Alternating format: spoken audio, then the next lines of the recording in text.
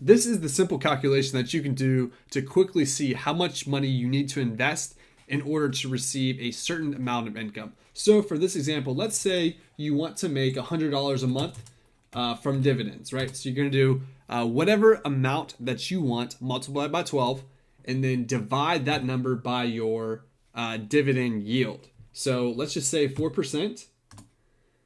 And that is going to show you how much money you need to invest today in order to make, $100 a month. So in this case, investing $30,000 today into an investment that will yield you 4%.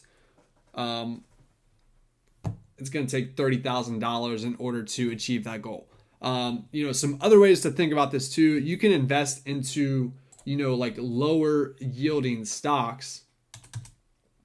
For example, you can invest $30,000 into a stock that yields 2%, right? And there's a lot of dividend growth stocks out there that yield, around that 2% range. The S&P 500 is a little bit below that, like 1.6, 1.7 range. But the cool thing about investing into companies with smaller dividend yields is that their dividend growth rate is going to be more. So be careful not to chase stocks with just a high dividend yield because they could be slower growing companies, and it might be better to just invest into companies that pay a smaller dividend yield but have a higher dividend growth rate overall, because long term your income is going to exponentially grow, and that's what I aim for.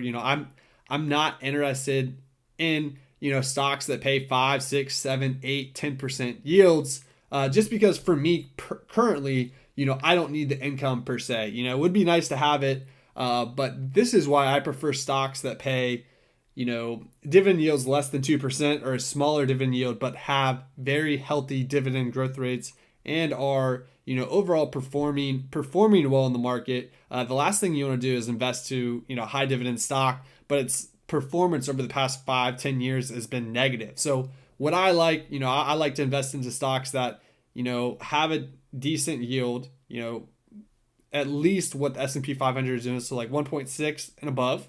I like to invest in stocks that have a high dividend growth rate, meaning that they're going to increase their income year after year. Sometimes these companies will raise it 7, 8, 9, 10%. So that's definitely beats your 9 to 5 job of getting a 2 to 3% increase. So your dividend income yield is going to increase 9 to 10%.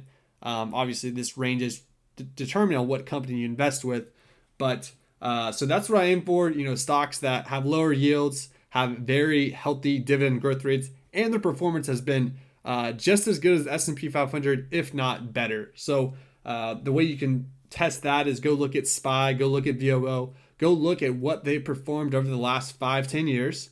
Make sure the stock you're looking to invest into is outperforming them. Make sure they have a decent dividend growth rate, and make sure they have a dividend yield close to that 2%. But yeah, that's kind of my strategy. Let me know what you guys think down below. Not financial advice. This is just my educational experience. This is for educational purposes only. This is just me documenting my experience so far, and I just kind of wanted to kind of tell you guys about what I'm thinking and how I aim to pick stocks to invest into for dividends and dividend growth.